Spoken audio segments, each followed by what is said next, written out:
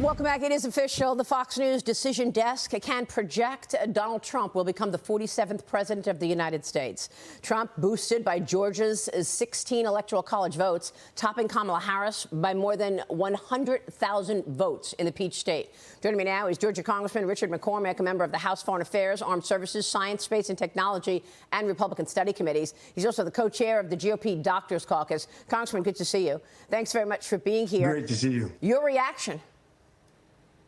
I called it a month ago. I said Georgia was going to win by at least 2 points. It came through. I remember when I became student body president at Morehouse School of Medicine, which is a traditionally black school. The same year Obama was elected, it was based on authenticity.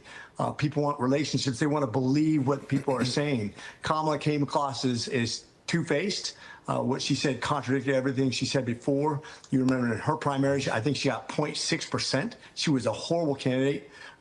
People didn't believe her. And I think people in Georgia, especially minorities who have been lied to for decades now, have run out of excuses for their party, the Democratic Party. They've been promising them that the government would rescue them. They're done with that. They want opportunities. They love the opportunity zones that were set up here that help black business owners do their thing and actually participate in an economy. It's great. Well, look, I think you hit on something important, and that was Kamala Harris didn't have any answers. You know, she was asked repeatedly, what are your plans in terms of governing, in terms of inflation, reining in inflation? What are your plans in terms of economic growth? She kept going to things like, we're an optimistic society and you know, we're dreamers, and no real policy solutions. What were the policies that were most important to voters in Georgia? Well, if you think about it, the Democrats kept on saying, hey, turn to the government to solve the problem that the government created in the first place. That's an empty promise.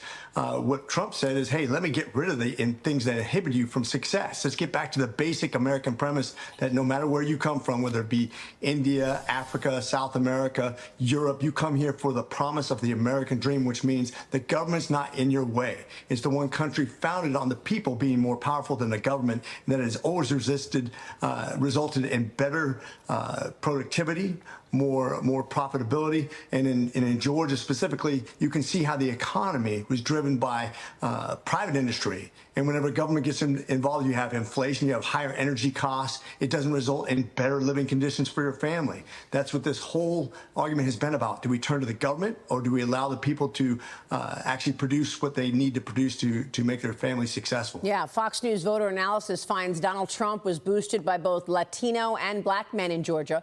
Trump netting nearly 25% of black men there, and nearly 50% of Latino men. Interesting to see that movement there. Congressman, your reaction? You're going to continue to see more of this. I'm telling you, Georgia is prime. We have the largest black population in America, bigger than New York, bigger than California, bigger than Texas.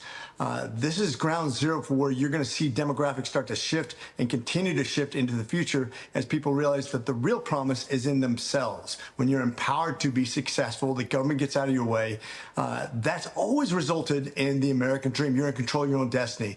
And I think it resounds with people who are very successful here in Georgia. We have a huge black community that really produces a lot of business in Atlanta. This is a society dominated by black business owners, and I think they understand now how Donald Trump's really on their side. Yeah. What he's done with jail reform, what he's done with business reform, giving them the opportunity to succeed without just a handout, keeping them in their place. And don't underestimate all of those indictments that President Trump faced. A lot of people said, this doesn't make sense to me, Jonathan. Jump in here. Yeah, absolutely. I mean, it doesn't make sense. And I would ask a question just there on the ground.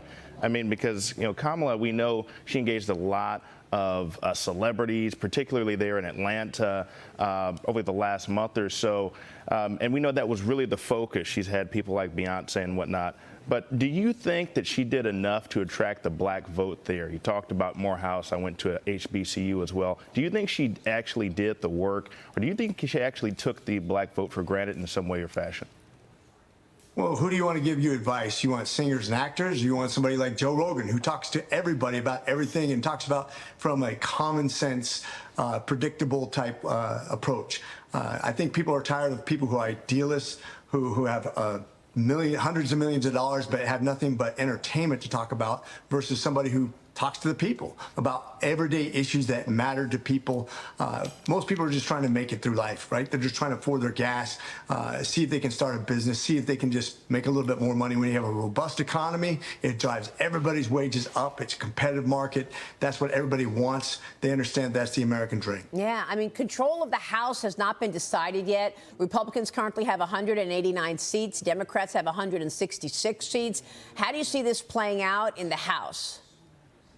Oh, man, I wish I had a crystal ball. We need the House. We really desperately need the House, because if you don't have the chairs, if you don't have the speakership, you can't control what comes to the floor, and it'll go right back to executive orders like President Trump had to do in his first presidency, and that's not good for America. There's too much fluctuation. We need to codify things into law. We need to control the border. We need to make sure that the economy is free from any sort of increase in regulation and taxation. The Trump taxes tax cuts have to stay in place, or we end up with a corporate tax rate that's higher than a lot of communist countries, and that would drive businesses and corporations away from America and be really harmful to our economy. And real quick on the mandate, this feels like a mandate. I mean, you know, taking the Senate, taking the White House, potentially the House.